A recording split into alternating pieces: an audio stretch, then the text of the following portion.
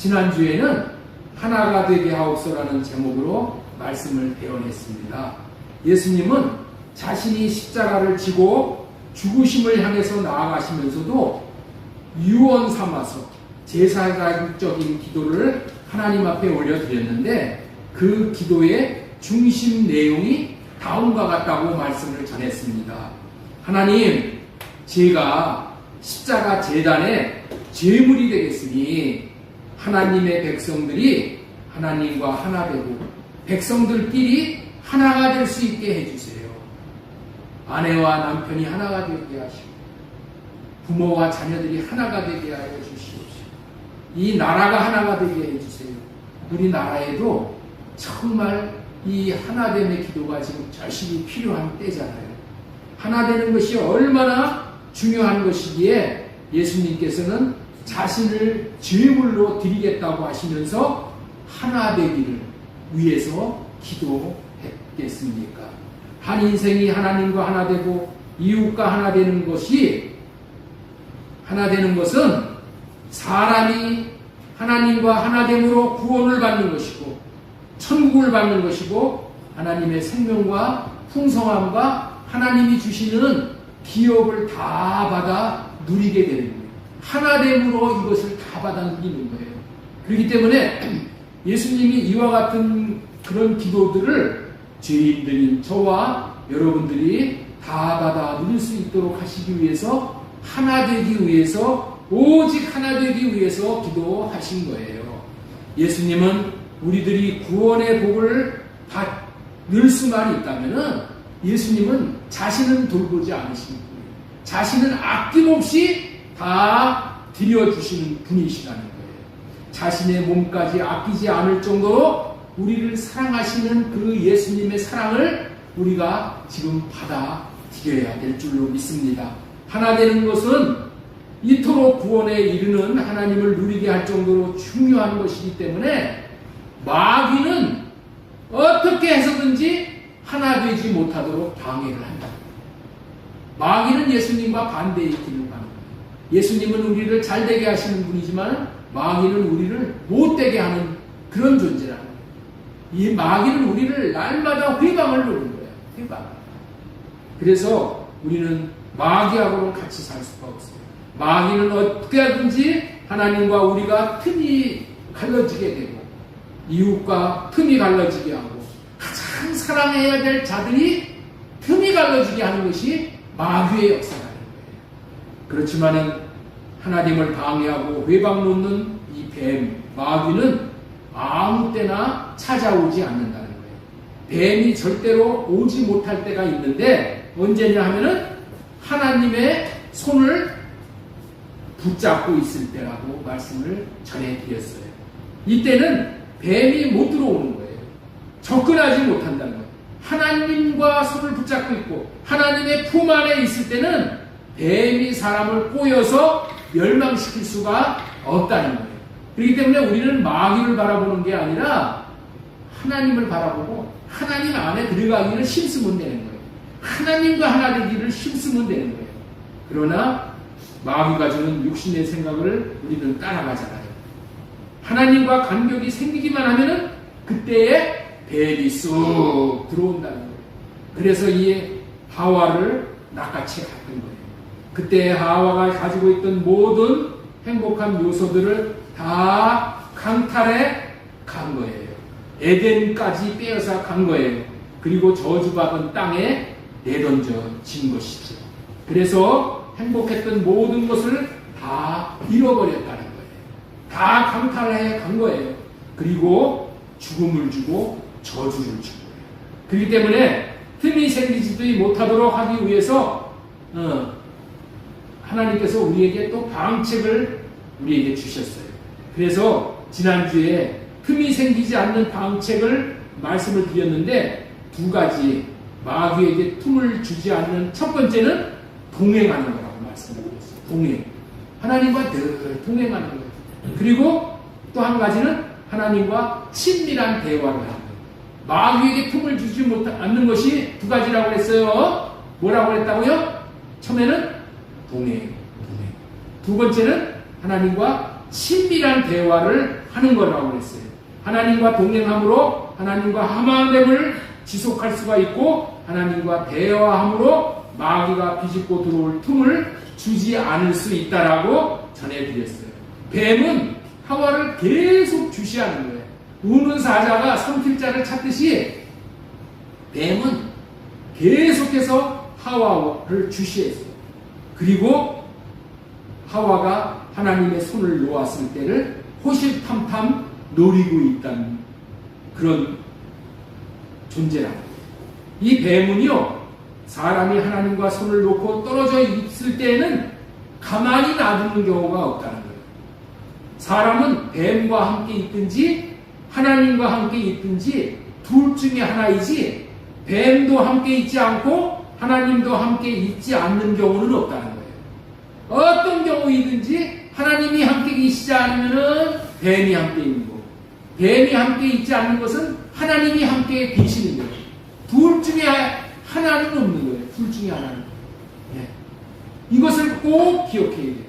그래서 사람은 하나님의 손을 꼭 붙잡고 있어야 되는 것이죠. 이렇게 하나님의 손을 붙잡고 하나 되어져서 산다는 의미의 말이 동행이라고 하는 거예요. 동행. 하와는 하나님과 동행하고 살았어야 했어요.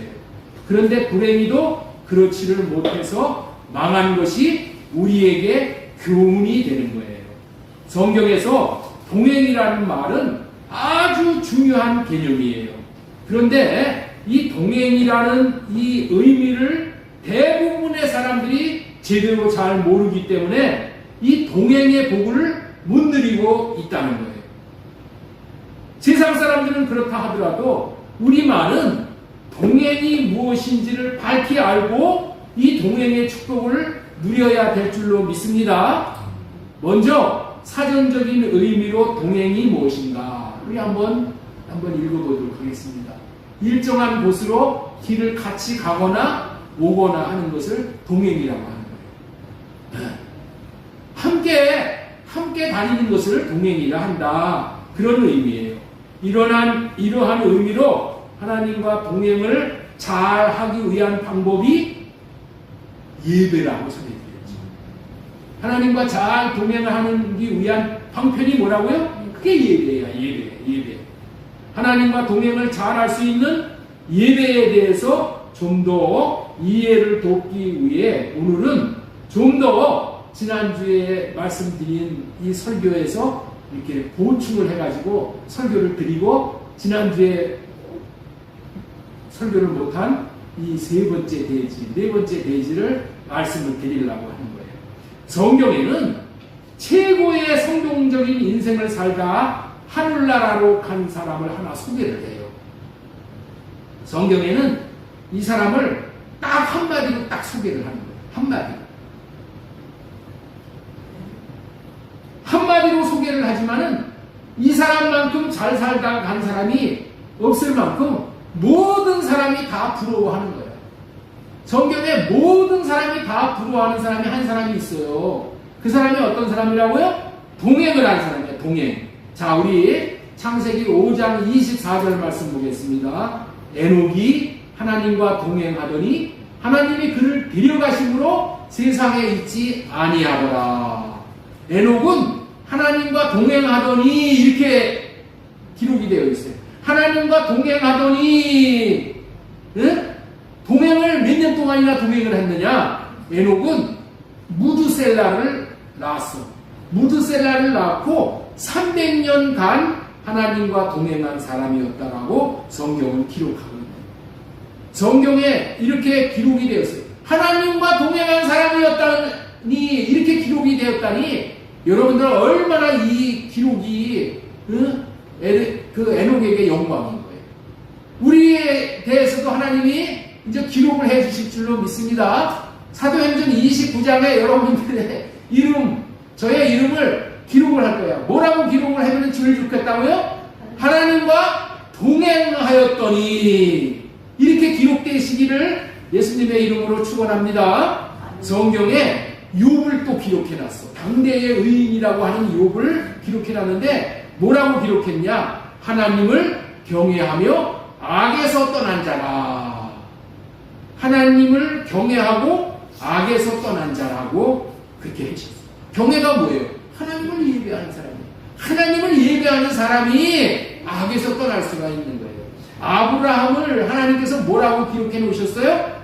하나님은 아브라함을 믿음의 조상이라고 그렇게 불러주시잖아요. 우리가 다 믿음의 조상이라고 이렇게 불러주시죠? 성경에 믿음의 조상이라고 기록된 건 아니지만은 그냥 다 믿음의 조상 이렇게 믿음으로 의롭다함을 받은 자잖아. 다윗을 뭐라고 우리가 부르냐? 민집사님, 다윗을 뭐라고 부른다고요? 다윗을 한마디로 부를 때 뭐라고 부른다고요? 예? 다윗을 뭐라고 불러? 이거 뭐라고 부르는지는 지금 알아줘야 돼요. 예? 이용자 집사님, 다윗을 뭐라고 불러요? 다윗을 부르는 친구가 하나 있어. 뭐라고 불러? 한마디로? 하나님의 마음에 합한 자. 내 마음에 합한 자다라고 다윗을 이렇게 불러줬다. 그런데 하나님과 동행한 사람이라고 이렇게 부른 사람이 한 사람이 있다는 거야. 그 사람이 누구라고요? 에녹. 동행이 얼마나 복된 삶인가 하면은 에녹은 죽음을 맛보지 않고 하늘나라로 그냥 지켜냈어. 동행을 하는 사람이 이렇게 300년간 동행하다가 그냥 하나님과 같이 거닐다가 하나님과 같이 함께 하다가 하나님이 그냥 천국으로 데리고 가버리셨어. 여러분들 얼마나 좋아. 지금 뭐 98세까지 병들지 않고 팽팽하게 살다가 3일만 아픈 다음에 하루만 아픈 다음에 죽었으면 좋겠다고 이렇게 얘기들 해. 죽음의 이 터널을 지나가는 게 이게 싫은 거잖아요. 여러분들도 죽음의 터널을 통과하지 않으려면 어떻게 해야 된다고요? 동행하다가 하늘나라로 그냥 직행. 그런 의미에서 하나님과 동행보다 더 잘 산 삶은 없을 것입니다. 그렇다면 동행이 무엇이길래 가장 잘 산 삶인지를 잠시 우리가 배우고 넘어가야 되겠죠. 동행이 뭐냐? 동행. 이 말씀을 오늘 드리고 싶어서 창세기 5장 24절 현대인의 성경으로 한번 보도록 하겠습니다. 현대인의 성경, 그가 하나님과 깊은 교제를 나누며 사는 중에 아까 뭐라고 했어요? 동행하더니 이렇게 말한 것을 개역개정에는 동행하더니 이렇게 한 것을 현대인의 성경에는 하나님과 깊은 교제를 나누며 사는 중에 하나님과 깊은 교제를 나누는 거예요. 깊은 교제. 현대인의 성경에서 알려주는 동행이 뭐라고요? 하나님과 깊은 교제를 나누는 거예요. 여러분의 일상이 하나님과 깊은 교제를 나누는 삶을 살면은 그거 동행이야, 동행. 깊은 교제를 나누기를 바랍니다. 자, 우리 지온 성경으로 한번 보겠습니다. 현대인의 성경에서는 동행을 하나님과 깊은 교제라고 했는데 지온 성경에서는 뭐라고 하는가? 에녹은 하나님의 뜻을 따라 평생 하나님과 깊은 관계를 누리며 살다가 하나님과 깊은 관계를 누렸다는 거예요. 깊은 관계를 누리며 살다가 갑자기 사라졌습니다. 갑자기 사라졌어. 자녀들이 장사를 지낼 그런 게 없어. 갑자기 사라져버렸어. 어떻게 했어요? 하나님이 갑자기 데리고 가시는 거예요. 여러분들 하나님과 동행하면서 사는 사람들은 죽음을 경험하지 않고 하나님께서 휴거로 데려가실 줄로 믿습니다. 휴거로 데리고 가는 거야. 휴거는 뭐야? 사는 사람도 그냥 데리고 가. 예? 죽은 사람도 무덤을 열어서 부활의 몸을 입혀서 데리고 가지만은 이게 동행이야. 이게 동행. 동행하는 사람은 이런 축복을 누리는 거예요. 얼마나 동행이 귀합니까? 지은 성경에서 알려주는 동행이 뭐라고요? 하나님과 깊은 관계를 누리면서 사는 삶을 말합니다. 이 세 구절을 통해서 우리는 동행이란 무엇인지를 우리는 분명히 알게 해요. 깊은 관계를 누린다. 깊은 교제를 누린다. 이게 뭐예요? 예배임을 우리에게 알려주는 거예요. 예배의 삶을 분명히 알려주고 있는 거예요. 그렇습니다. 하나님께서는 우리가 하나님과 동행하는 삶을 예배의 삶이라고 알려주는 거예요. 예배는 그냥 건성 드리는 것은 예배가 아니야. 관계를 누리는 거예요. 여러분들 이 시간에 나와서 하나님 앞에 예배 드리면서 하나님과 깊은 관계를 누리는 거예요. 내 마음을 하나님 앞에 쏟아붓고 하나님의 마음을 내가 받아들이고 깊은 관계는 뭐예요? 마음을 서로 주고받는 거야. 마음을. 이 마음이 깊은 곳이잖아요. 마음 안에 깊은 곳에 있는 영으로 교제하는 거예요. 영과 진리로 우리가 예배하는 거예요. 하나님과 동행을 하나님과 깊은 교제 그리고 깊은 관계로 표현했는데 깊은 교제가 예배를 통해서 이루어지고 깊은 관계를 누리는 것도 예배를 통해서 누릴 수 있는 거예요. 하나님께서는 사람과 깊은 교제를 원하시어서 예배하는 자를 찾으시는 거예요. 하나님은 뭐를 원하신다고요? 깊은 교제를 원하시는 거예요. 그래서 하나님은 예배하는 자를 찾으시는 거예요. 예배하는 자. 예배하는 자를 찾으시는 그 예배하는 자에게 가까이 다가오시오. 우리 요한복음 4장 23절 보겠습니다. 하나님 아버지께 참되게 예배하는 자들은 영과 진리로 예배할 때가 오나니 곧 이때라. 아버지께서는 자기에게 이렇게 예배하는 자들을 찾으시느니라. 예배하는 자를 찾으신 거예요. 하나님은 예배하는 자들을 찾아오십니다. 할렐루야. 예배하는 자들을 찾아오시오. 여러분들이 예배할 때 하나님이 지금 찾아오시오. 왜? 깊은 교제를 누리고 깊은 관계를 맺게 하기 위해서. 하나님께 참되게 예배를 드리는 것은 영과 진리로 드리는 것이라고 말씀했어요. 영과 진리로 예배할 때가 오나니, 영과 진리로 드린다는 의미는 하나님이 주시는 마음을 받아서 그 마음으로 드리는 예배를 영과 진리로 드리는 예배라고 하는 거예요. 이런 예배는 우리의 깊은 곳인 마음으로 하나님과 교제를 갖는 것입니다. 하나님은 우리들에게 하나님께 예배할 마음을 주십니다. 하나님이 예배할 마음을 주시지 않으면은 여러분들 여기 못 나와. 오늘도 나와서 예배를 드려야 될 사람들이 못 나와. 왜 그렇다고요? 예배는 아무나 드리는 게 아니야. 하나님이 불러주셔야지, 예배할 마음을 주셔야지 예배를 드릴 수가 있는 거예요. 여러분들 꼭 기억하세요. 예배를 빠지는 것보다도 그거는 불행한 인생이 없는 거예요. 왜 그렇다고요? 하나님이 예배할 마음을 주셔야 되는데 마귀가 뭐야? 돈 쫓아다닐 마음을 주셔. 마귀가 돈 쫓아다니는 마음을 줘. 그러니까 어떻게 돼요? 세상을 향해서 나가는 놀러다니는 마음을 마귀가 주는 거예요. 이러니까 예배의 축복을 못 누리는 거예요. 예배의 엄청난 이 놀라운 은혜를 못 받는 거예요. 여러분들 예배의 축복을 받는 것이 최고야. 예배를 통해서 하나님이 우리를 만나주시는 거야. 예배를 통해서 하나님께서 우리에게 얼굴빛을 비춰주시는 거예요. 그러니까 예배를 사모해야 돼. 예배에 성공하는 자들이 인생을 성공하는 것입니다. 예배는 두 가지의 필수 구성 요소가 있는 거예요. 예배는 몇 가지의 요소가 있다고요? 두 가지의 요소가 있어요. 두 가지. 하나는 하나님께 올려드리는 요소예요. 하나님 앞에 예배를 드릴 때는 이렇게 올려드려요. 다른 하나는 뭐야? 하나님으로부터 받는 요소가 있는 거예요. 예배는 하나님 앞에 드리고 하나님 앞에 받는 거예요. 올려드리는 요소가 뭐예요? 마음에서 나오는 감사한 마음. 감사를 하나님 앞에 찬양으로 올려드리는 거예요. 감사하는 마음을 담아서 마음으로 찬양을 올려드릴 때 하나님은 찬양을 받으시러 오신다는 거예요. 하나님은 어떤 하나님이냐? 시편 22편 3절에 보면은 이렇게 말씀하고 계시네요.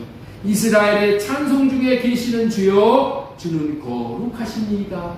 하나님은 찬송 중에 거하시는 거예요. 찬송 중에 하나님이 계셔요. 우리가 하나님을 향해서 찬송을 할 때 하나님은 그 찬송을 받으시기 위해서 옵니다. 하나님이 오시는 거예요. 하나님이 나타나 주십니다. 찬송이 없는 인생 하나님이 나타나지 않아요. 그렇습니다. 하나님은 예배 중에 마음을 담아 드리는 찬송을 받으러 가까이 오십니다. 그리고 오셔서 마음으로 드리는 찬송을 받으시고 큰 선물을 주셔요. 그 큰 선물이 뭐냐? 하나님의 말씀을 주시는 거예요. 하나님은 큰 복을 어떻게 주시냐? 말씀으로 주신 거예요. 말씀. 그래서 여러분들 있죠? 말씀이 들려질 때, 말씀이 깨달아질 때 이것이 뭐라고요? 하나님이 복을 주시는 거야. 여러분들 하늘에서 그냥 뭐 복을 떨어뜨려 주는 게 아니야. 하나님은 복을 주실 때 뭘로 주시냐? 제일 좋은 말씀으로 주신 거야. 말씀으로. 그래서 말씀이 깨달아져. 마음이 시원해져. 그리고 말씀이 깨달아지면서 내가 회개가 일어나고, 말씀이 깨달아지면서 뭔가 은혜가 임하고, 야, 내가 이렇게 이제 앞으로는 예배의 삶을 살아야 되겠다. 이렇게 결심이 생기고, 감동이 생기고, 결단이 생기고, 이러는 거 다 그게 뭐라고요? 하나님이 만나주시는 거야. 이해가 되셔요? 하나님이 만나주시는 것인지 뭔지를 알아야 돼. 예배를 통해서 하나님 오늘도 만나주세요. 그러면, 하나님이 어디 있어? 찾아오고, 안 보이는데. 이게 아니요. 하나님은 영이신 말씀을 통해서 우리에게 은혜를 주시고, 우리에게 감동을 주시고, 내가 말씀을 따라서 살아야 되겠다. 결단을 주시고, 이게 하나님이 나를 만나주신 거야. 이것이 최고의 복인 것을 깨달아 알아야 되는 겁니다. 요거를 알아야 돼, 요거를. 요거를 알 때 예배의 축복을 누리는 거예요. 하나님께서는 예배 중에 드리는 찬송을 받으시기 위해서 우리에게 오시고, 우리는 찬송을 드림으로 찾아오신 하나님께 말씀을 받아. 네? 찬송을 받으시러 오신 하나님이 오셔서 말씀을 축복으로 주셔서 우리 이 말씀을 우리가 받을 때에 우리가 어떻게 살아야 될 바를 깨닫게 되는 거야. 우리가 어디로 가야 될 바를 알게 되는 거야. 길을 찾는 거야. 이해가 되시죠? 이 말씀을 통해서 그걸 다 알려주는 거야. 말씀을 통해서 우리가 살아야 할 바를 알고 그 말씀대로 삶으로 말미암아 우리에게 복이 된 거야. 그렇게 사는 삶이 뭐라고요? 그게 동행이라는 거야. 동행. 그렇기 때문에 예배의 축복을 받은 자가 동행하는 자가 되는 거예요. 하나님은 말씀을 통하여서 우리에게 가장 필요한 중요한 것들을 아낌없이 주시는 분이에요. 이렇게 하는 것이 깊은 교제를 나누는 것이고 깊은 관계를 누리는 거예요. 자신이 하나님을 사랑하는 마음을 하나님께 찬양을 올려드리고 하나님의 사랑의 말씀을 통해서 받는 교제를 예배라고 합니다. 예배는 하나님 앞에 올려드리는 요소가 있고 받는 요소가 있는 거예요. 올려드리는 것도 잘해야 되지만은 하나님 앞에 받는 거를 잘해야 돼. 말씀을 잘 들어야 돼. 말씀을 헛되이 들으면은 이거는 예배 드리는 게 아니야. 하나님의 말씀을 건성으로 듣고 에이 그까짓 거 에이그 이렇게 받으면은 그 예배에 성공한 것이 아니야. 받는 것까지 제대로 해서 받음으로 인해서 내가 순종해서 그 내가 복을 누리는 것까지가 다 그 예배의 삶이라는 거예요. 그게 동행이다. 예배 중에 우리가 하나님께 감사 찬송을 드릴 때 하나님이 찾아오시고 예배를 통해서 영광을 받으시고 하나님은 합족하여서 말씀을 주심으로 우리는 우리의 필요한 모든 것을 꼭 필요한 것을 받게 되는 거예요. 이렇게 마음과 마음이 만나 하나 되어 가는 것이 동행이고 동행의 축복인 거예요. 동행은 마음으로 드리는 예배를 통해서 이루어집니다. 그래서 동행을 예배라고 하는 거예요. 동행이 뭐라고요? 예배야 예배. 예배의 삶으로서의 예배가 동행이야. 동행. 예배를 통해서 하나님과 하나 될 때 마귀에게 틈을 주지 않게 되는 겁니다. 하와가 이와 같은 예배를 통해서 하나님과 동행했다면은 하와에게는 마귀가 틈을 타지 못할 것인데 불행히도 하와는 이런 예배를 드리지 못함으로 하나님의 손을 놓고 선악과 앞에 서 있게 되므로 마귀에게 잡혀 먹히고 만 거예요. 천국을 보니까 천국에서 천사들도 장로들과 더불어서 하나님께 예배를 드리고 있어요. 계시록에 보면 그런 얘기가 다 나와. 그게 무슨 의미냐 하면은 천국은 하나님께 예배로 동행한 자들이 들어간다는 의미예요. 그처럼 천국을 예표하는 이 에단에서 예배가 있어야 되는 거였는데, 예배가 있어야 되는데, 그래서 하나님께서 주신 마음으로 예배 드리는 시간을 가져야 되는 것인데, 하와는 그런 예배가 없었다는 거예요. 그런 예배가 없었어요. 그러니까 하나님과 틈이 생긴 거예요. 하나님을 그리고 나서 떠나는 거예요. 틈이 생기면 마귀가 와서 틈을 벌어지게 해. 점점. 결국에는 어떻게 돼요? 선악과 앞에 서게 돼요. 그러면 마귀가 완전히 덮치게 되어서 따먹지 않을 수 없게 되는 거예요. 그래서 예배가 중요한 거예요. 예배를 드렸어야 되는 거예요. 그런데 예배는 아무나 못 드린다고 그랬죠? 예배는 하나님이 주시는 마음을 받아야 드릴 수 있는데, 예배는 마음을 주실 때 예배 드리는 훈련으로 예배의 성공자가 되어야 돼요.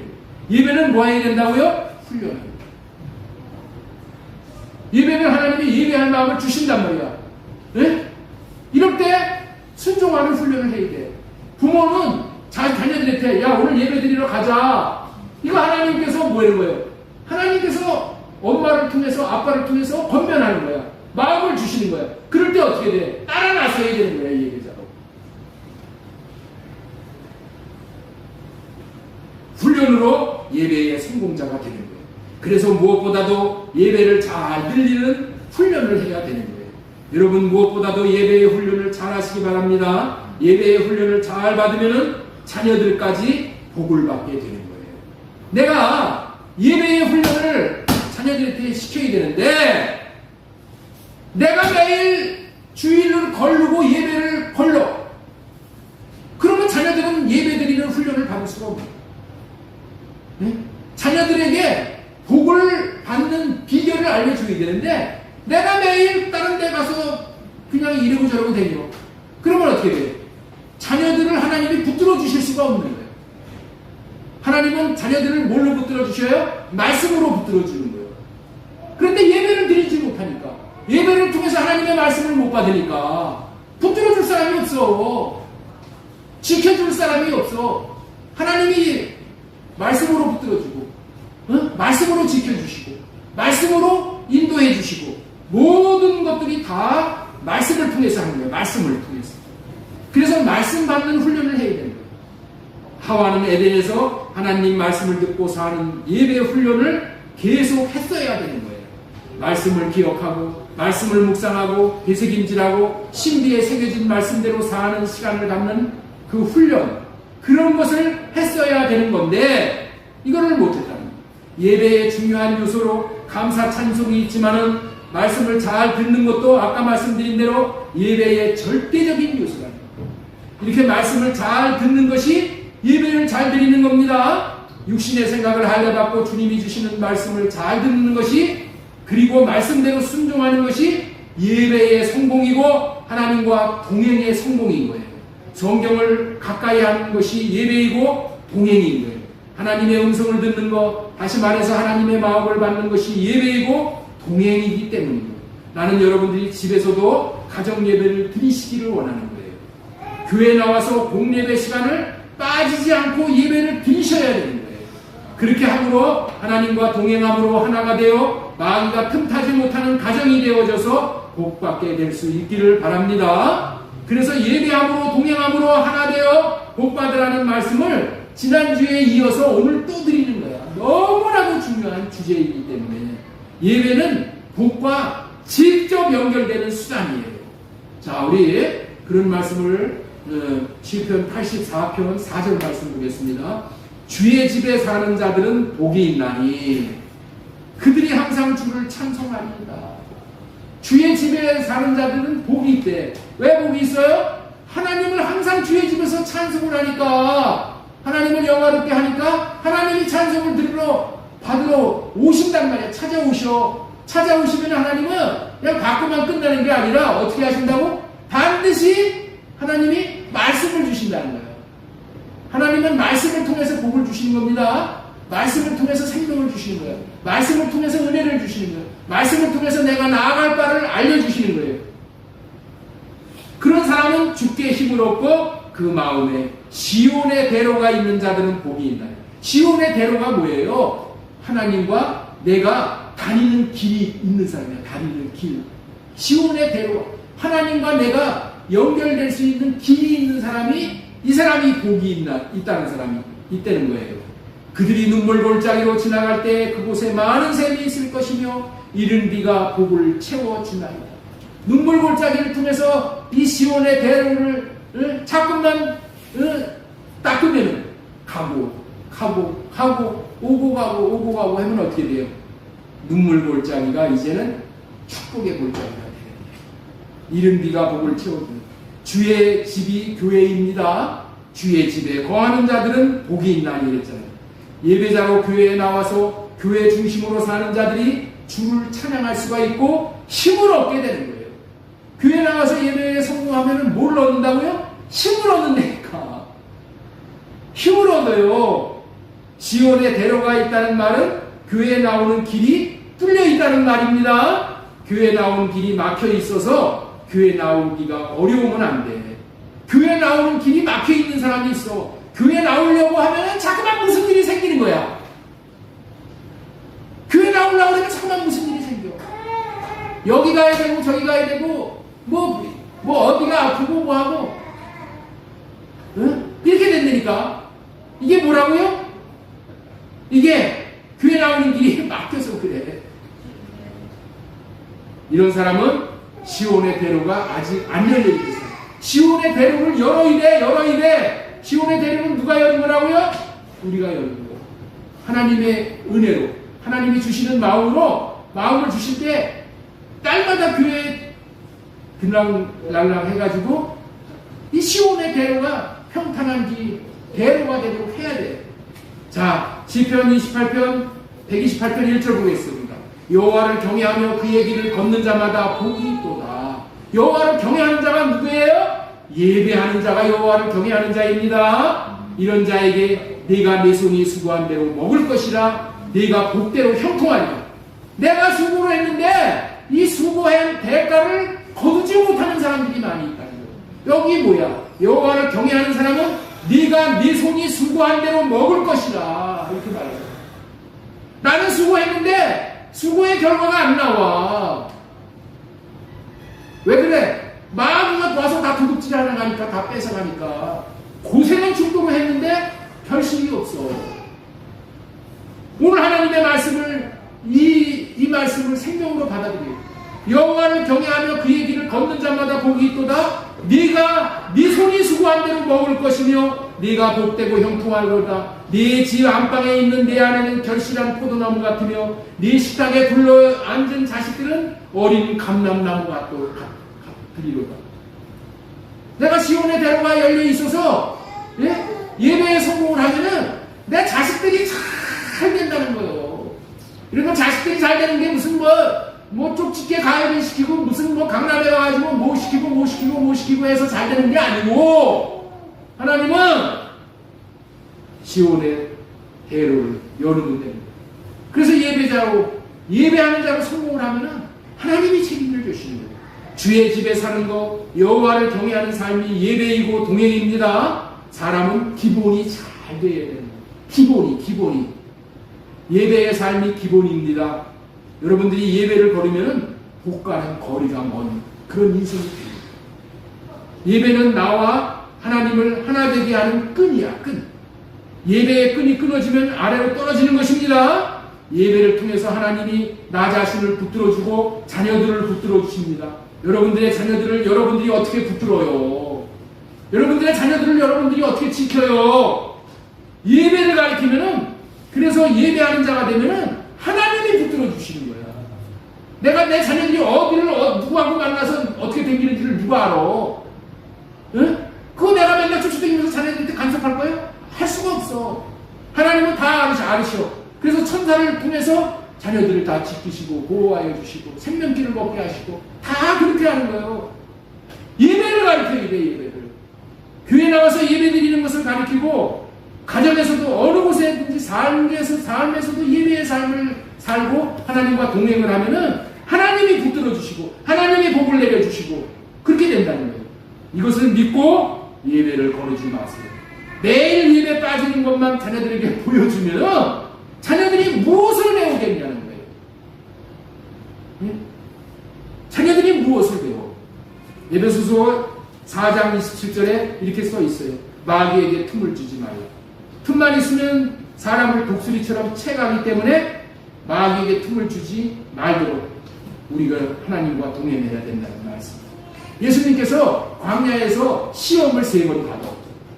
시험을 받는데 첫 번째, 두 번째, 세 번째 다 신명기에 있는 말씀으로 다 마귀를 시험에서 이겨. 근데 마지막 마귀가 3번째 시험에 뭐라 그러냐면, 야, 내가 그 높은 데 데리고 와서 영광을 다 보여주면서 너 나에게 절만 하면은 내가 이 영광을 다 내게 주겠다 이렇게 얘기했어. 그랬을 때 예수님이 딱 하신 말씀이 한마디 있어요.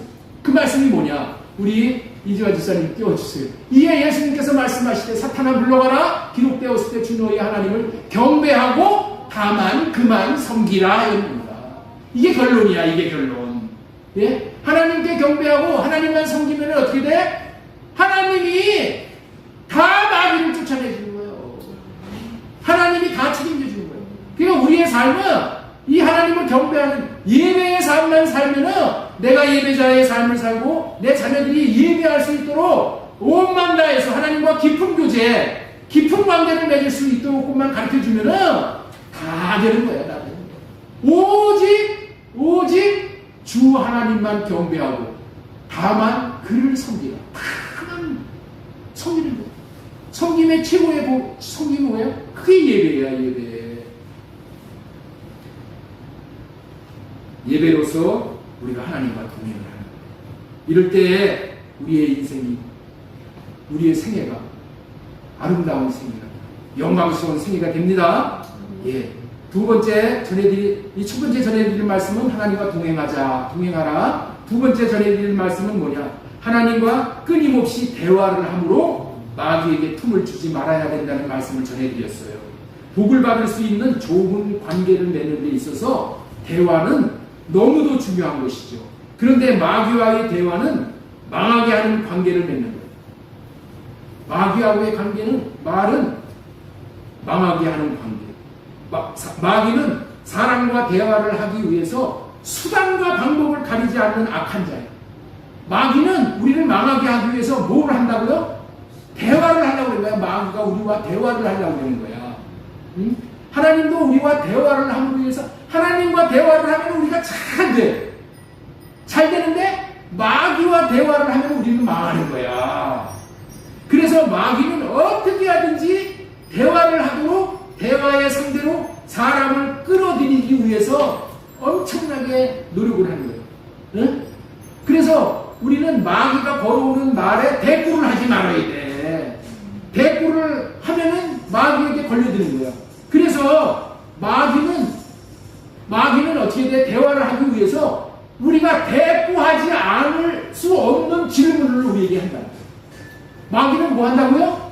대꾸하지 않을 수 없는 질문을 우리에게 하는 거야. 하나님이 동산에 있는 모든 나무의 열매를 따먹지 말라고 했느냐? 이렇게 마귀가 질문을 해. 예? 이게 뭐라고요? 대꾸하지 않을 수 없는 말을 마귀가 질문을 해온 거야. 왜 이렇게 말을 걸어오는 것이라고요? 잘못된 말을 들으면은 잘못이라고 고쳐주고 싶은 심리가 인간에게는 있어. 다른 사람이 뭐 잘못된 얘기를 하면 그 꼴을 못 봐. 그래서 그거 아니라고 고쳐주고 싶은 그런 충동이 일어나는 거야. 그래서 그 심리를 마귀가 이용해가지고 말을 안 할 수 없도록 마귀가 유혹을 하는 거야. 그 유혹의 말이 뭐냐? 동산 나무의 모든 나무의 열매를 따먹지 말라고 했느냐? 예? 동산 나무의 모든 열매를 따먹지 말라고 했느냐? 그것도 이 마귀의 유도의 이 말이라는 것을 모르고 하와는 이 함정에 빠져서 뱀에게 선악과만 따먹지 말라고 했다는 말을 하는 거예요. 선악과만 따먹지 말라고 했어. 그 마귀가 잘못된 말을 해가지고 하와에게 말을 안 할 수 없도록 그렇게 심리적으로 그런 말을 던졌는데 여기에 넘어간 거야. 여기. 그래서 다 따먹으려고 한 게 아니라 동산 나무에 선악과 하나만 따먹 끊지 말라고 그랬어. 이렇게 뭐 했다고요? 대답을 했다니까. 대꾸를 했단 말이야. 그렇게 말이 섞이게 되니까 여러분들 말을 섞으면 안 돼. 사탄과는 뱀과는 말이 섞이게 되자 마귀는 이제서부터 노골적으로 거짓말로 하와를 속여버려.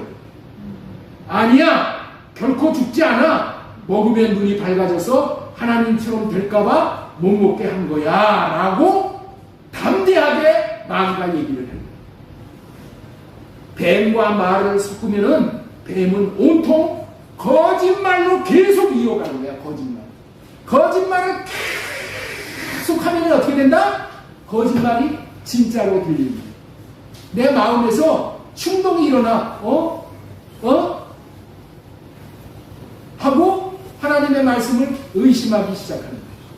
뱀은 이렇게 거짓말로 하와를 속이는데 하와는 거짓말이 믿어져서 무방비로 이 속임에 빠져서 선악과를 따먹고 죽게 되었다는 거예요. 그렇다면 어떻게 그렇게 쉽게 속게 된 것일까요? 저와 여러분들은 알아야 될 것이 꼭 있는 거예요. 꼭 알아야 될 것이 있어. 뭘 알아야 되냐? 말에는 능력이 있다는 거예요. 이 사람의 말에는 능력이 있어. 그래서 안 된다 그러면 정말 안 돼. 자녀들에게도 너 임마 이 천탄 녀석아 너는 빌어먹을 거야. 그러면 빌어먹어. 우리나라 사람들이 5,000년 역사 동안 빌어먹었어. 왜? 부모들이 맨날 빌어먹는다는 얘기만 했어. 연병할 놈이라고 얘기하니까 그런 말을 듣고 잘 될 수가 없는 거예요. 예? 말은 말대로 그대로 이루어지는 겁니다. 사람의 말도 능력이 있어서 말하는 대로 그대로 되어지는 거예요. 예? 나쁜 친구들이 하는 말에 능력이 있어서 나쁜 친구들과 사귀면은 똑같이 나쁜 사람이 되어버리는 거예요. 나쁜 친구들과 같은 만나서 뭐 좋은 얘기를 할 게 뭐 있어요. 그러니까 그냥 그 말로 말미암아서 망하는 거야. 못된 놈이라고 하는 말을 많이 들으면 정말 못된 놈이 되는 거예요. 왜? 말에는 능력이 있기 때문에 그래요. 꽃이 이쁘다 하면은 이쁘게 된다잖아요. 여러분들 그 얘기 많이 들으셨죠? 꽃에게 사랑한다 하면 아주 이쁘게 잘 자란다는 거예요. 그런데 사람의 말이 이렇게 능력이 있는데 영의 말, 사탄의 말이 얼마나 능력이 있겠냐는 거야. 거짓말로 하와를 후려버리는 거예요. 하와를 후리는 대로 그냥 하와가 그냥 그렇게 돼버리는 거예요. 그래서 우리는 사탄과 말을 섞으면 안 됩니다. 그래서 이단은 지난주에 말씀드렸죠. 이단은 집에다가 들이지도 말라고. 왜? 이단하고 말을 섞어버리면은 거기가 그냥 빠져서 다 이단으로 넘어가는 거예요. 요즘에 왜 이렇게 이단들이 많이 나무라 극성을 부리냐. 신천지 하나님의 교회. 왜 그래? 그들이 성경 공부 가르친다고 하면서 말을 하는 거예요. 말. 그래갖고 다 넘어가는 거예요. 절대로 우리 자녀들을 그런 자들과 상종도 하지 말고 말도 걸지 말도록 그거를 당부를 해야 돼요. 이런 영적인 원리를 알아야지 내가 김장을 하는 거예요. 내 자녀를 지켜야 되는 거예요. 여러분들은 지금 하나님과 대화를 얼마나 하십니까? 우리는 사탄의 거짓말에 넘어가지 않기 위해서 하나님과 대화를 해야 돼요. 하나님과 대화를 하면 진리의 말씀, 생명의 말씀, 이 내용을 그냥 나도 살고 살아나는 역사만 일어나는 거예요. 그렇기 때문에 우리는 대화를 해야 되는데 한번 옆에 있는 분에게 한번 물어보세요. 당신은 집사님은 하나님과 얼마나 대화를 하십니까? 하나님과 대화를 하기만 하면은 선하게 되고 거룩하게 되는데 대화를 못하는 것은 대화를 어렵게 생각함으로 대화를 못하는 경우가 많다는 거예요. 대화를 어렵게 생각하면 안 되는 거예요. 아기가 엄마와 대화를 하잖아요. 어떻게 대화를 해요? 대화 같은 대화가 하지 않지만은 아기가 엄마할 때 옹알이를 막 떨잖아요. 그러면 엄마는 그걸 대화로 받아들이는 거야. 그렇죠? 그리고 그 말을 받아주면서 그냥 막 기뻐하면서 그냥 막 박수 치면서 막 좋아하잖아.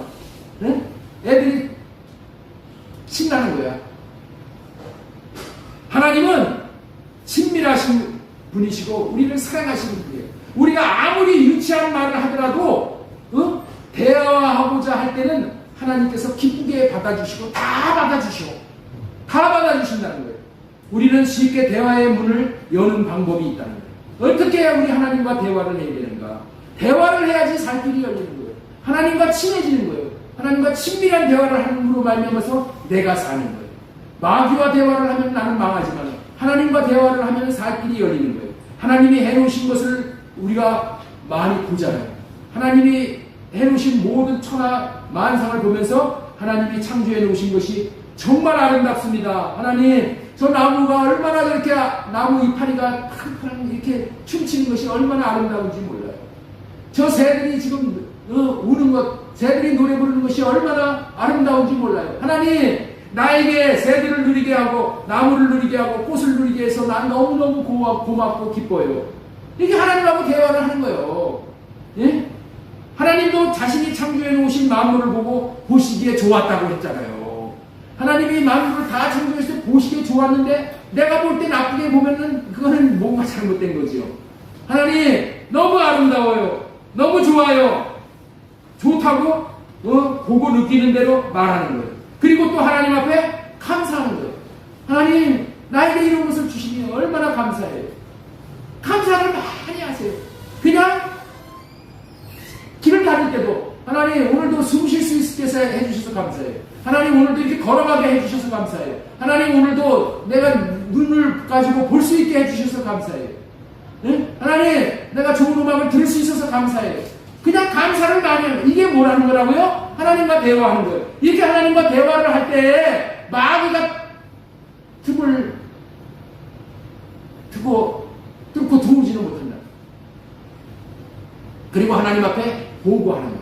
하나님 내가 이런 일이 있었어요. 하나님이 하라고 하셔서 내가 이렇게 잘 됐어요. 내가 너무 기뻐요. 그냥 계속 하나님 앞에 보고하는 거예요. 보고하는. 그리고 해달라고 구하는 거예요. 구하는 거예요. 이런 방식으로 우리는 늘 하나님과 대화를 할 때 마귀에게 틈을 주지 않고 하나님과 하나됨을 유지할 수가 있는 것입니다. 사탄과 말을 섞으면 나는 거짓말에 속아 넘어가고 또 나도 거짓말을 하는 자가 되는 거예요. 하나님과 하는 대화를 하면은 나는 하나님의 사랑의 마음을 부음받게 되고 나는 어느덧 하나님처럼 사랑하는 사람이 되어지는 거예요. 하나님과 사귀면 사귈수록 하나님을 닮어. 그래서 나도 하나님을 사랑하고 나도 아내를 사랑하고 나도 이웃을 사랑하고 사랑할 수 있는 사람이 되는 거예요. 그래서 하나님과 하나 되는 복된 사람이 되는 거예요. 하나님과 대화를 하는 것이 무엇인지를 한마디로 표현한다는 하면은 그게 뭐라고요? 기도지. 기도. 하나님과 대화를 하는 게 기도야. 기도의 대화는 마귀에게 틈을 주지 않는 최고의 수단인 거예요. 마가복음 9장 28절 보겠습니다. 집에 들어가심에 제자들이 조용히 묻자오되 우리는 어찌하여 능히 그 귀신을 쫓아내지 못하였나이까 이르시되 기도 외에 다른 것으로는 이런 유가 나갈 수 없느니라. 이런 유가 뭐예요? 귀신이야 귀신. 예? 기도 외에는 이 귀신을 쫓아낼 수가 없다는 거예요. 기도는 마귀에게 틈을 주지 않을 뿐만이 아니라 아예 마귀를 쫓아낼 능력이 있는 거예요. 하나님과의 대화를 통해서 마귀를 쫓아내고 하나됨을 누리는 거예요. 우리를 하나님을 파괴하는 이 마귀를 쫓아내게 되면은 우리는 하나님과 하나 되는 거예요. 하와가 이런 대화, 이런 기도를 할 수 있었다면 마귀에게 먹히는 불행한 일은 겪지 않았을 것임을 기억하면은 우리에게 반면 교사가 될 줄로 믿습니다. 지금까지 하나 되게 하소서에서 하나님과 동행하라, 하나님과 대화하라, 여기까지가 지난주에 전해드린 말씀입니다. 오늘은 지난주에 이어서 세 번째로 드릴 말씀, 하나님과 일치하는 거예요. 하나님과 일치. 자, 본문 창세기 3장 1절 우리 한번 같이 한번 읽겠습니다. 시작. 그런데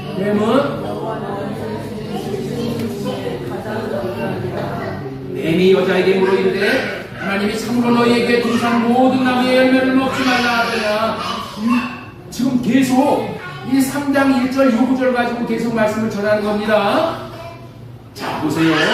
하와가 뱀과 말을 섞으니까 또 무슨 일이 벌어지냐면은 이런 일이 벌어지는 거예요. 이런 일. 자, 잘 들어보세요.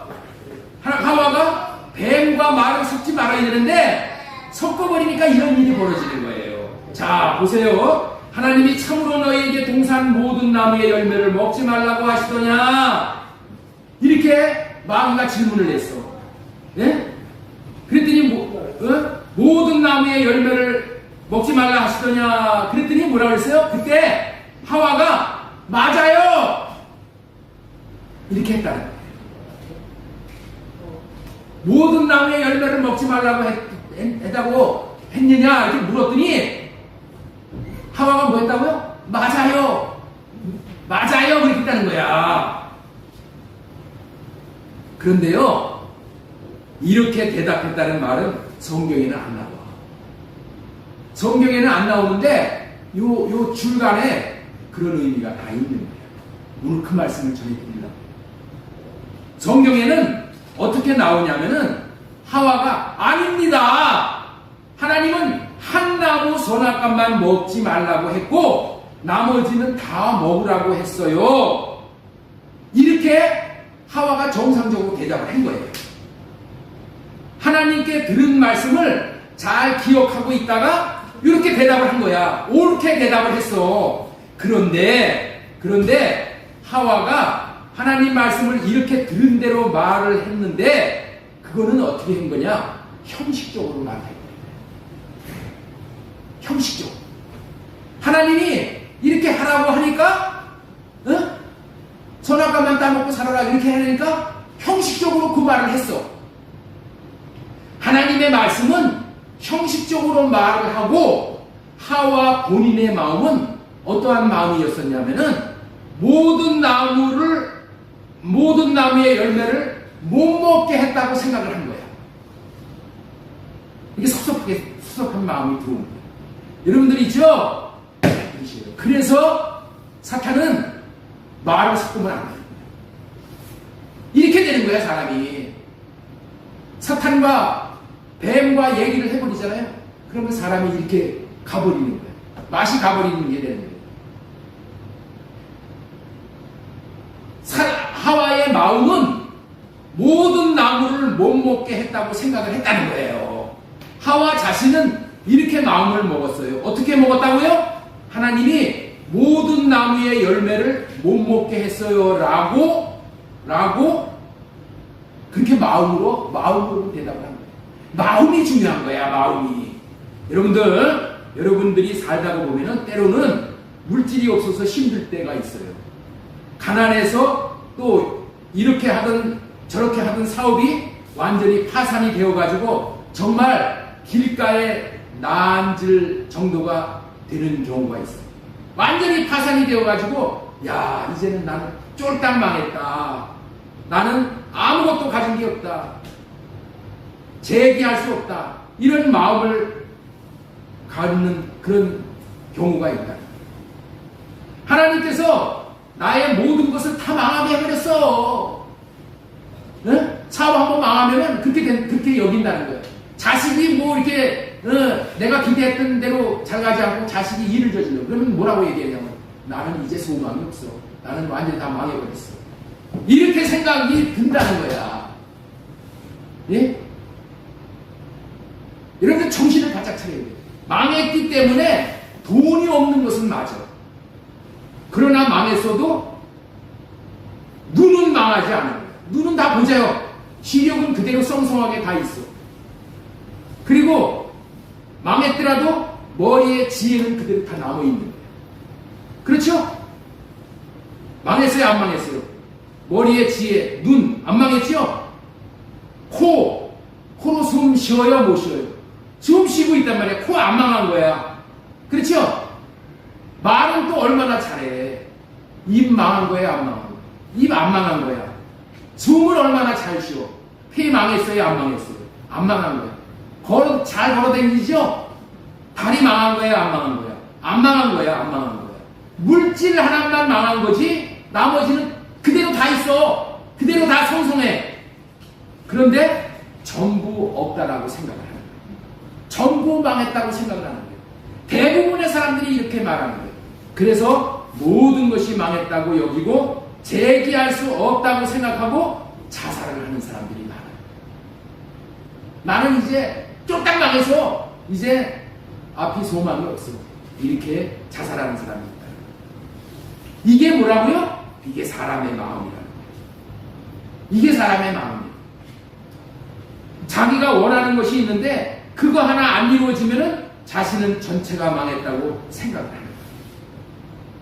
자, 하와 마음에는 하나님께서 선악과만 먹지 말라고 했는데 자기는 먹고 싶은 것을 못 먹는다고 생각합니다.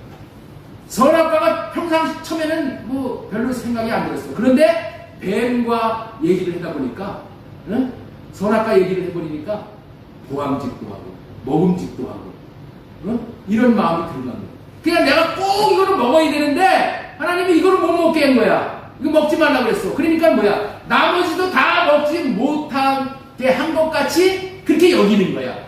선악과 외에 나머지는 다 먹어도 된다고 했어. 너무 먹고 싶거든요. 너무 먹음직스럽고 탐스럽고 지혜가 임할 것 같은 거야. 그런 나무로 보고 있으니까 다른 건 안 보이는 거야. 그게 너무나도 좋아 보여서. 그게 너무 커 보이거든요. 그런데 그걸 못 먹게 했으니 다 못 먹게 한 걸로 생각을 하는 거예요. 다 못 먹게 한 거예요. 그래서 뱀이 질문을 기가 막히게 합니다. 그 심리를 뱀이 알아요. 그래서 뱀이 이렇게 심리를 알고 나에게 이렇게 허를 찌르는 얘기를 이렇게 하는 거예요. 그래서 뱀하고는 대화를 당하게 돼 있는 거예요. 뱀이 얼마나 지혜를 얻어. 영의 내 깊은 곳까지 다 들여다보는 거예요. 하와의 마음을 속속들이 다 들여다보면서 하와에게 이렇게 말을 합니다. 여기서요, 뱀이 이렇게 괜한 말 한 게 아니거든요. 하와의 마음을 꿰뚫어보고 이건 완전히 내가 잡아먹을 수 있다. 자신감이 있어가지고 과감하게 그거 거짓말이다. 응? 거짓말을 그렇게 합니다. 따먹으면 안 죽어. 따먹으면 하나님과 같이 돼. 자신 있게 밀고 나가요. 하와의 마음을 깨뜨려 보는 거예요. 하와는 지금 모든 나무를 못 먹게 하는 것으로 여겨서 섭섭한 마음이 들었습니다. 자기가 하고 싶은 거를 할 수 있도록 마귀가 부추겨 주는 거예요. 근데 마귀를 해주는 거예요. 여러분들 요즘에 교회가 그런 거예요. 축복받는다, 잘 된다, 마음 먹은 대로 된다. 그러면 그런 교회에 많이 모이는 거예요. 그러나 죽어라, 할례 받고 살아라. 이 자꾸만 이렇게 끊어버리잖아요. 그럼 싫은 거예요. 이렇게 마음 상태까지 벌써 알아보고 질문을 할 수 있는 게 뱀이다. 우리의 마음 상태, 어디가 약점이 있고 어디가 연약한가 다 알고 거기에 질문을 팍 던지는 거예요. 모든 나무를 먹지 말라고 했지, 이렇게 모든 나무의 열매를 먹지 말라고 했느냐, 이 말에 그냥 넘어가 버리는 거야. 그 말을 들으니까 그냥 모든 나무의 열매를 먹지 말라고 한 것 같이 그냥 여겨지는 거예요. 그런데 하와가 입술로는 형식을 지키는 거예요. 입술로는 어떻게 했다고요? 입술로는 아니야, 하나만 먹지 말라고 했어. 겉으로는 하나만 먹지 말라고 했어. 하나님의 말씀이니까 말은 그렇게 해. 그런데 마음은 그렇지 않은 거예요. 껍데기로 말하는 것이에요. 하나님의 말씀을 형식적으로 지키는 듯 하면서도 본심은 늘 죄를 향하는, 하나님께 불순종하는 그런 모습을 볼 수 있는 거예요. 그게 인간의 심리다. 인간의 마음이 그런 거예요. 그래서 성경에 이렇게 기록해 놓으셨어요. 사람의 생각과 마음은 선하지 않다. 사람에게서 의가 나오지 않는다. 사람의 생각은 늘 죄를 향하고 있다. 라고 써 있습니다. 마가복음 7장 20절 보겠습니다. 또 이르시되 사람에게서 나오는 그것이 사람을 더럽게 하느니라. 속에서, 사람의 마음에서 나오는 악한 생각, 사람의 마음에서 나오는 악한 생각. 사람의 마음에서 뭐가 나온다고요? 악한 생각. 악한 생각은 어떤 생각이에요? 마귀 쫓아간다는 생각. 음란, 도둑질, 살인, 간음, 탐욕, 악독, 속임, 음탕, 질투, 비방, 교만, 우위, 우매함, 음도살, 간탐악, 수금질, 비교. 이 모든 악한 것들이 다 속에서 나와 사람을 괴롭히는 것입니다. 사람은 다 자기가 그럴싸한 사람으로 알고 있어요. 자기는 그래도 괜찮은 사람으로 알고 있어요.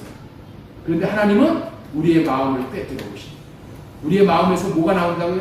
이렇게 나와요. 이런 거. 우리 마음에서 나오는 생각. 이 생각 따라가면은 절망이 됩니다. 절벽이. 그래서 로마서 8장에도 육신의 생각은 사망이요, 육신의 생각은 하나님을 기쁘시게 하지 못한다고 했어요.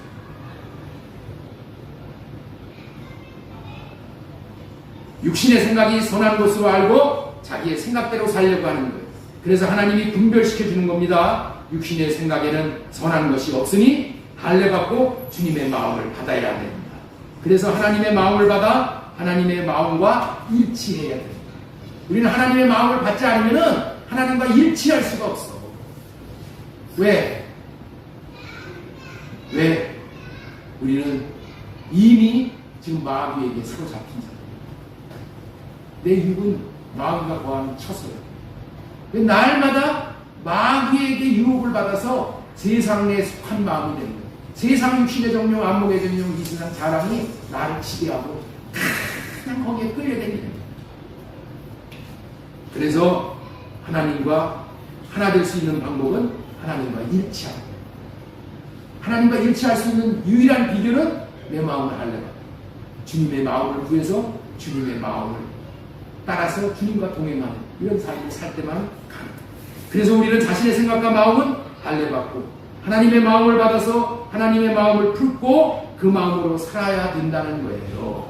사람의 마음은 죄의 마음이고 편협한 마음이고 좁은 마음이고 오해하는 마음이고 비진리이기 때문에 사실이 아닌 것을 사실로 여기기 때문에 착각하기 때문에 사람의 마음은 내려놓고 하나님의 마음을 품어야 된다는 거예요. 진리의 마음, 하나님과 일치된 마음이 되어야 된다는 거예요. 사람이 하나님과 일치될 수 있는 유일한 길은 사람의 생각은 내려놓고 할례받고 사람의 판단은 내려놓고 사람의 감정도 내려놓고 사람의 잘못된 그 오류를 내려놓고 하나님의 마음을 품어야 된다는 거예요. 그렇기 때문에 이 마음을 마음에 새겨지도록 매일 하나님의 마음을 지금 전하고 있는 거예요. 분별시켜드리는 거예요. 자신의 생각과 마음을 할례받고 하나님의 뜻을 품고 하나님의 마음을 말씀을 품고 하나님의 생각을 품고 하나님과 일치되기를 원해야 되는 겁니다. 하나님과 일치되기를 원합니다. 성령이 주시는 마음을 따라서 살아야 된다는 말이에요. 그런데 여러분의 마음이 열려져야 하는데 이것이 너무나도 중요한 것인 줄을 알고 내가 중요한 것이 뭔지 예? 없어도 되는 것이 뭔지 이걸 분별해야 돼요. 여러분들이 듣는 대로 여러분들의 마음이 우리는 변하고 된다. 하나님의 말씀을 듣고 하나님의 마음을 받으면 내가 하나님처럼 되는 거예요. 내가 마귀의 말을 듣고 마귀의 생각을 따라가면 마귀처럼 되는 거예요. 하나님과 하나 되어 마귀가 틈차지 못하는 그런 삶을 사시기를 바랍니다. 말씀을 정리합니다. 우리는 마귀를 이겨야 됩니다. 마귀를 이기려면 하나님과 동행해야 합니다. 마귀에게 틈을 주지 않으려면 하나님과 대화를 해야 됩니다. 하나님에게 내가 마귀에게 내가 점령되지 않으려면 하나님과 일치되어야 합니다.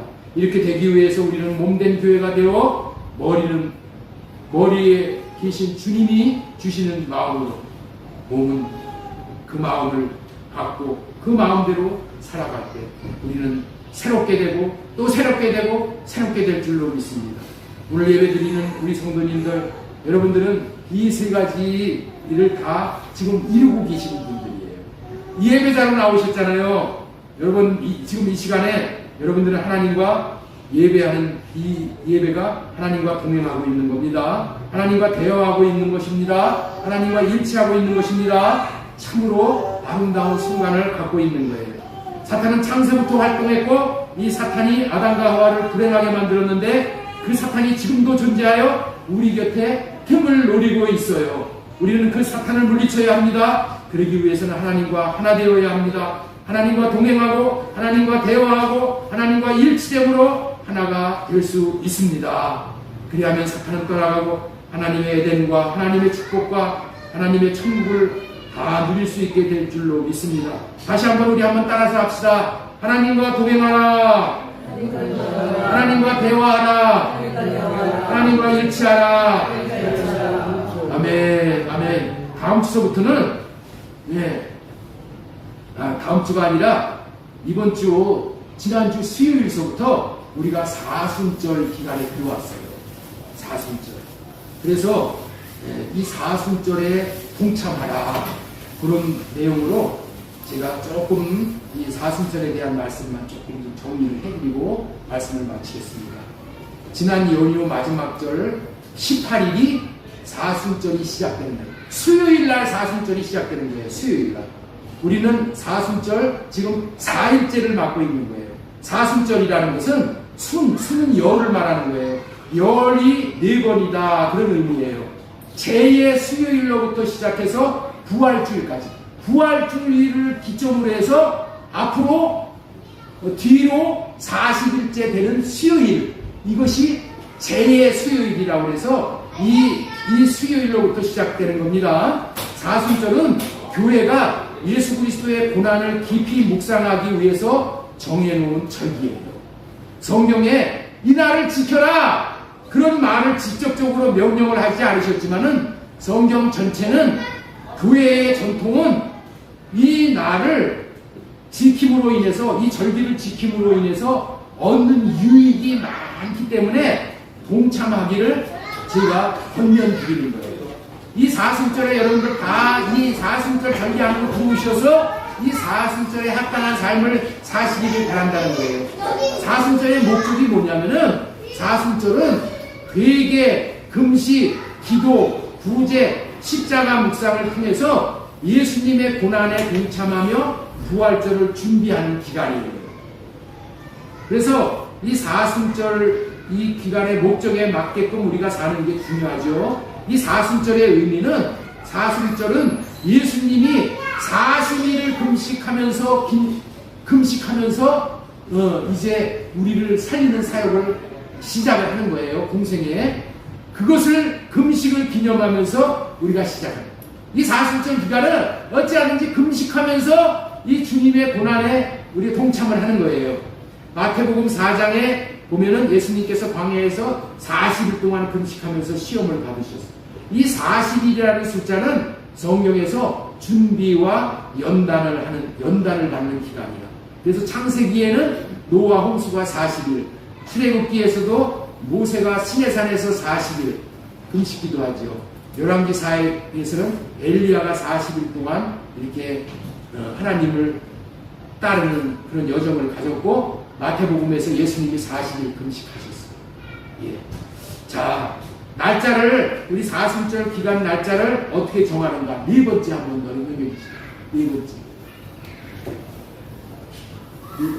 자, 날짜를 어떻게 정하는가? 이거 한번 알려드릴게요. 사순절은 부활절을 기준으로 역산해서 정한다고 아까 했지. 부활절을 기점으로 해가지고 거꾸로 역산해서 40일을 잡는데, 이 주일날은 금식을 안 해.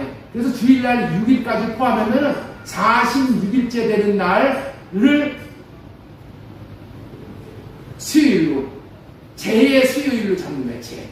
그래서 부활절은 춘분 3월 20일 이후에 첫 보름달 다음 첫 주일로 정한다. 부활절은 이렇게 정하는 거야. 부활절은 어떻게 정한다고요? 춘분 이후에 첫 보름달 다음 첫 주일을 부활절로 정하는 거야. 그래서 부활절로부터 거꾸로 40일, 46일을 수요일 날을 정하는데, 이 수요일 날을 우리가 통상 뭐라고 부르냐?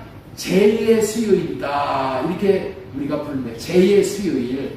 그래서 여러분들 주보에 보면은 제2의 수요일에 대해서 우리다가 올려놨어요.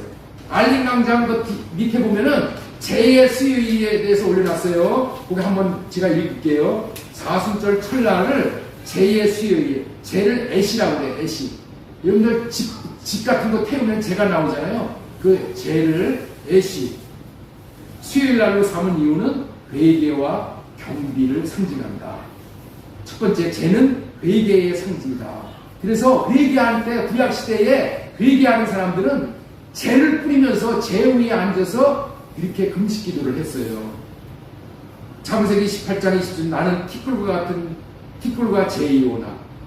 욥기 46장에도 42장에도 티끌과 제 가운데서 내가 회개하나이다. 금식하며 베옷을 입고 죄를 무릅쓰고 죄를 뒤집어 쓰고 기도하는 거예요. 그래서 두 번째 사순절은 회개로 시작하는 절기이다. 왜 수요일인가? 초대교회는 부활절을 기준으로 40일 전을 계산했다. 이마에 죄를 바르며 하는 말, 너는 흑이니 흑으로 돌아갈 것을 기억하라. 회개하고 복음을 믿으라. 이런 의미로 이 제2의 수요일서부터 시작하는 거예요. 그러니까 다시 말해서 사순절은 어떻게 시작한다고? 회개하면서 시작하는 거예요. 회개. 낮에 내 죄 때문에 예수님이 십자가를 져시게 됐습니다. 내 죄 때문입니다. 그런 마음으로 우리가 이 사순절 기간에 참여해서 나를 돌아보고, 그리고 나 같은 죄인을 위해서 예수님이 십자가에 달려 죽으셨다는 예수님의 은혜를 생각하면서 이 고난주간을 지내고 이 부활의 아침을 맞는 저와 여러분들 다 되어졌으면 좋겠습니다. 하나님, 오늘